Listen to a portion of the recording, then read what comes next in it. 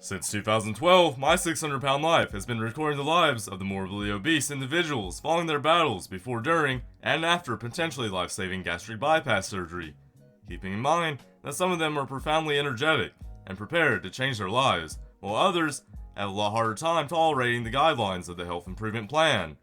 Here are 5 of the most outlandish individuals that show up on My 600 Pound Life. But before we begin, make sure you subscribe to the channel. Also, don't forget to hit the bell icon so that you don't miss out on anything. Number 1. Janine Mueller. She was one of the most endearing stars of the season.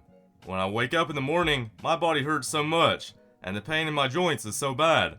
I hurt in ways that I've never dreamed I would, she said, when she weighed 621 pounds.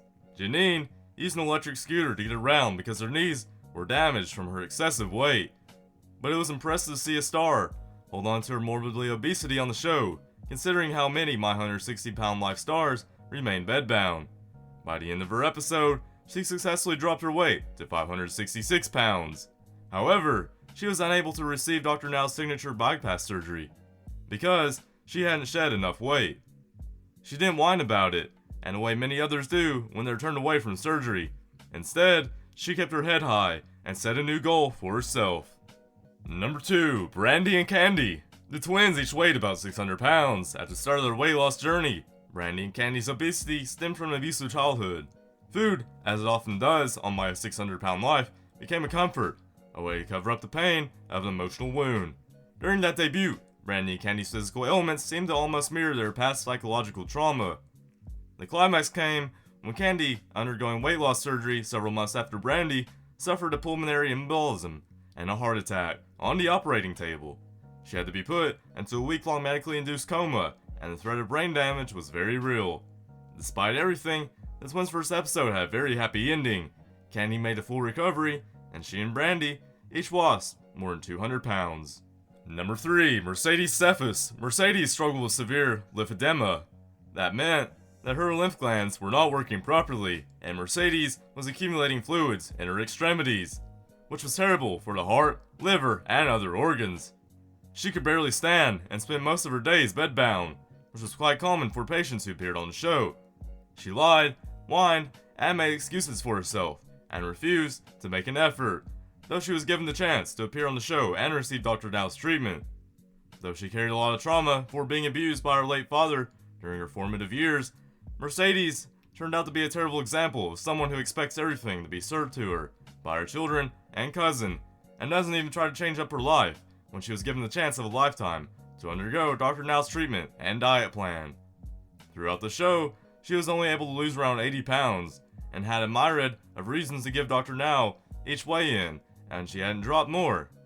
She wasn't able to get the weight loss surgery because she didn't lose enough weight. Number 4. Holly Hager. Holly was always hungry as a kid, and her parents fed into it. According to Holly, her parents fought, and that led to more eating. By 10 years old, she was over 200 pounds, and her mother put her on a since banned appetite suppressant. Later, she says that she was sexually assaulted and subsequently had to deal with her ex-husband's PTSD attacks. Like many women, Holly decided to do something about her physique after she got a divorce. Despite Holly's stomach staple surgery, which allowed her to lose some weight, she's since been ballooned back up to over 600 pounds. First, weigh in at 658 pounds, and she straight up lied to Dr. Now about how much she eats every day. Dr. Now read her the riot act and said her stamina is horrible because a 12-hour trip took them 4 days. Number 5. Liz Evans. Liz was bedridden for more than a decade and suffered from lymphedema on her legs. She shed a staggering 353 pounds, but losing nearly half her body weight was no easy task. She revealed that she had gone through emotional trauma as a child. I was born with an abnormality on my leg. The bone was curved, which resulted in one leg being shorter than the other. Though she had a happy childhood, Liz stated that she was molested at the age of 6 by someone her family knew. Scared to tell her parents about the attack because she felt ashamed, she kept it hidden. She started using food as an outlet for her pain. In a bid to tackle her eating habits, Liz went to see a therapist after surgery on one of her legs and installation of a gastric bypass.